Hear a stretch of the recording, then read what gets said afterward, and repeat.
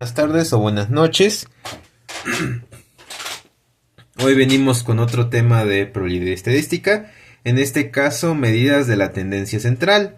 Y hay que entender dos cosas: las variables discretas y las variables continuas.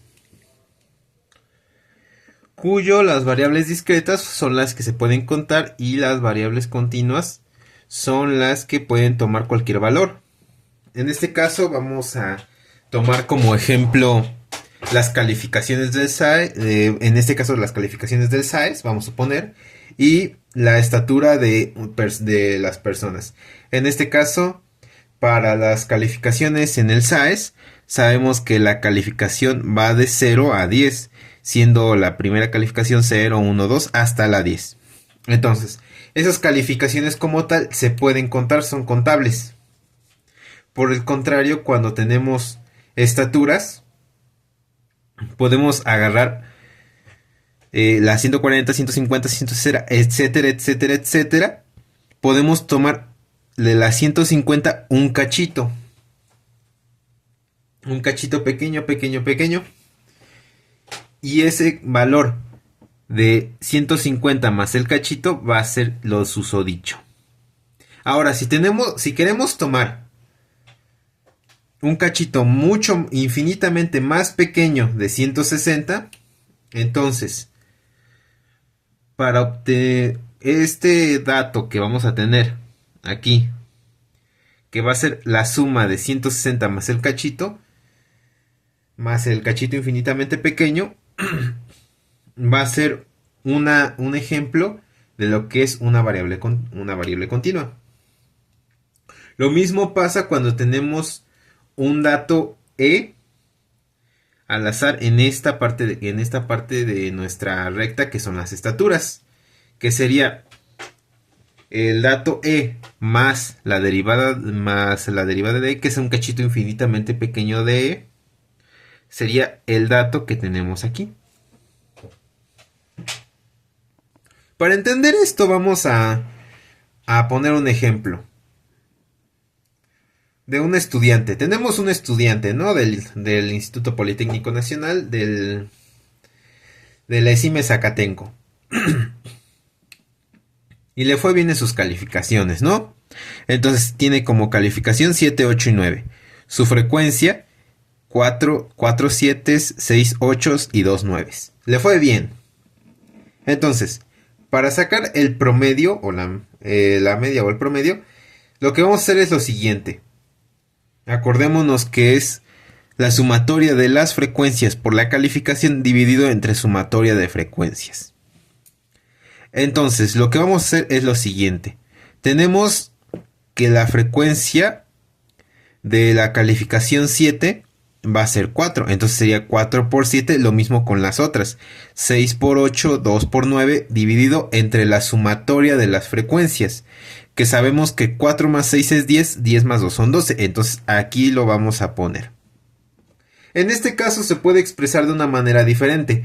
No solo podemos sacar el promedio y ya.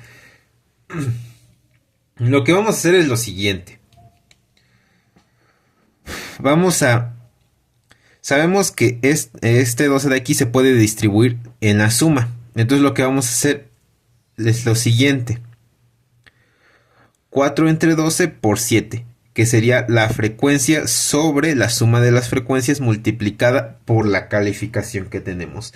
¿Qué nos da de ventaja esto, o qué nos dice esta expresión de los datos sobre lo que acabamos de hacer, sobre los datos que tenemos? Bueno, lo primero, en este caso vamos a poner con el 8, con la frecuencia del 8, es que la probabilidad de obtener 8 o de escoger una calificación que sea 8 al azar es más probable. ¿Qué quiere decir? Que esto de aquí va a ser el peso del 8 en el promedio, o cuánto contribuye el 8 al promedio. A esto también se le va a llamar de otra forma, que va a ser la ponderación del 8 al promedio. Y esto también se puede representar de la siguiente forma, que sería la sumatoria de FI, CI sobre la sumatoria de frecuencias. Eso ya todo lo conocemos, pero para poder representar la ponderación sacamos la sumatoria de Jotas. Aquí la tenemos, la sumatoria la sacamos.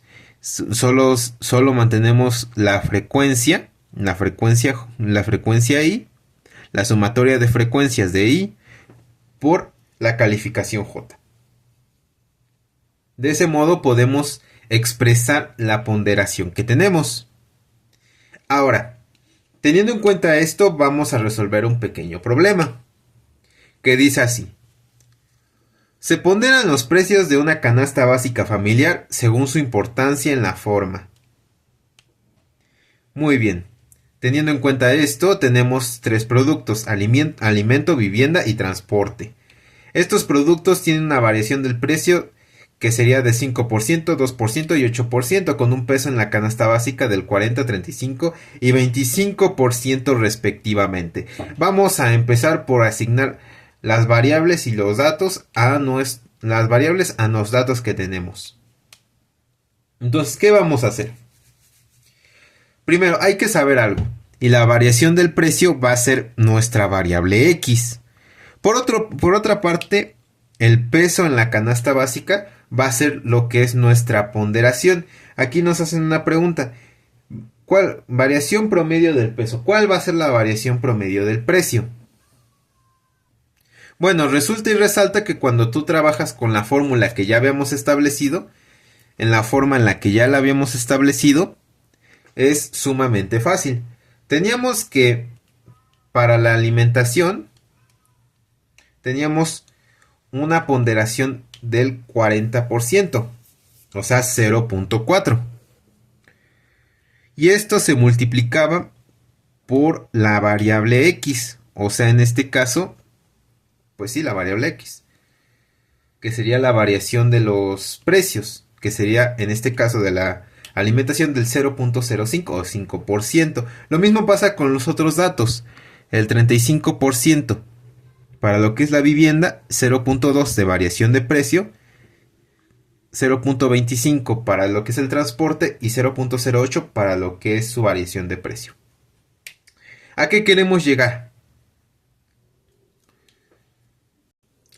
Que utilizando todo esto, a la mano que tenemos toda nuestra fórmula, llegamos a nuestra variación promedio total, que sería del 0.047 o 4.7%. Ahora, para graficar la probabilidad es muy necesario tener en cuenta varias cosas. Cuando tenemos datos discretos, cuando tenemos variables discretas, la probabilidad se va a graficar del siguiente modo. Vamos a poder tener vamos a poner nuestras calificaciones, y en estas calificaciones recordemos que teníamos las ponderaciones, en este caso 4 sobre 12, 6 sobre 12 y 2 sobre 12. Ahora, estas calificaciones se pueden graficar del siguiente modo, siendo que las podemos limitar en una barrita y podemos graficarlas de este modo, siendo que la del 8 es la que más ponderación tiene, la que más peso tiene en el promedio, por encima del 9 y del 7. Por otro lado, cuando tenemos variables continuas, cambia un poco la cosa. Tenemos que, en este caso, nuestra región de dato a dato es de 7 a 10. Y podemos decir lo siguiente. Primero, en la de lo que es el dato 7, no hay tanta concentración de datos, mientras que en el 8 hay mayor concentración de datos, lo cual difiere de sus partes de 9 y 10. Ahora, queremos sacar un dato, que va a ser el dato C, con lo que va a ser un cacho infinitamente pequeño de C. Ahora, para obtener hasta cierto punto la densidad de probabilidad que va a tener ese cachito infinitamente pequeño de C, tenemos que explicar algo muy importante. Y es que vamos a suponer que tenemos una barra de hierro con átomos distribuidos equitativamente en cada parte de sí misma. Entonces, pues no habría ningún problema. Pero ¿qué pasa cuando tienes una barra de hierro que tiene más átomos en ciertos lados que en otros lados? Bueno, lo que pasa es lo siguiente, que si tomas un cachito infinitamente pequeño de esa barra, hay que saber cuál va a ser la densidad de probabilidad de cuántos átomos hay en esa barra. Entonces, vamos a suponer que nuestra barra de hierro es esta de acá. Entonces, queremos calcular la densidad de probabilidad en un cachito infinitamente pequeño de esta parte. Ahora, debemos saber dos cosas. Cuando calculamos densidad de probabilidad, tenemos que tomar en cuenta una cosa. En este caso, como estamos trabajando con una densidad de masa de la barra de hierro, entonces sería la derivada de masa sobre la derivada de X. Ahora, como estamos trabajando nosotros con probabilidad, lo que vamos a tener es una densidad de probabilidad. Ahora, tenemos densidad de probabilidad. Ya he explicado lo de la barra. Tenemos aquí derivada de C. Y tenemos la derivada de P, que en este caso sería algo así. Algo así. En ese caso, lo que hacemos primero es tomar en cuenta una fórmula. Tenemos que aquí el promedio va a ser la calificación, en este caso acordémonos que estamos trabajando con calificaciones, por la derivada del promedio, la derivada de P. No es derivada de promedio, es derivada de P. En este caso, tenemos todo eso. ¿Y cómo lo sumamos? Pues con una integral. Ahora, esto de aquí lo habíamos visto en un lado, y es en la densidad de probabilidad. Habíamos dicho que la densidad de probabilidad era esta parte de aquí, densidad derivada del promedio por la densidad de esta cosa así.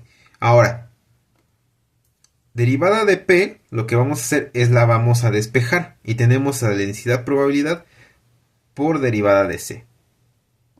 Lo vamos a reemplazar en lo que es nuestra ecuación, nuestra función, y lo que vamos a tener es lo siguiente, que sería C por densidad de probabilidad derivada de C.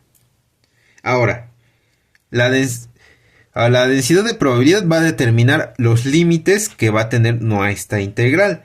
Porque vamos a suponer, tenemos una calificación, ¿no? Entonces la calificación no puede ser negativa. No puedes tener una calificación de -10, de -8, o no puedes tener una calificación de 11 o 12.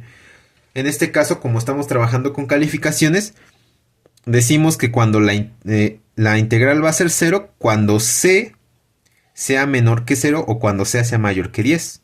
Estamos estableciendo un límite. Entonces, la fórmula quedaría del siguiente modo para obtener nuestra integral. Integral de 0 a 10, calificación, densidad de probabilidad derivada de C. Y eso sería todo por mi parte. Espero que les haya ayudado este video y muchas gracias por ver.